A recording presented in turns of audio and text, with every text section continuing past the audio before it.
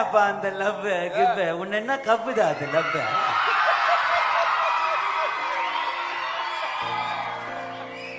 அது தமாத்துண்டு அப்பா சவுந்தரராஜ் அப்பா கேளியப்பா. அது பிஸ்கோத்து. நீங்க அவரை ருசிக்காதனாலதான் உங்க லவ் பெருசா தெரியுது. என்னடா அவ்வளவு நேரம் விசில் அடிச்சீங்க, கம்முன்னு உட்காந்துருக்கீங்க.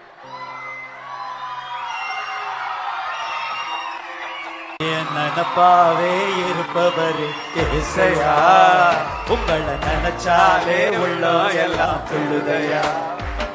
என் நினப்பாவே இருப்பவரே ஏசையா, உங்களை நினைச்சாலே உள்ளம் எல்லாம் துள்ளுதையா.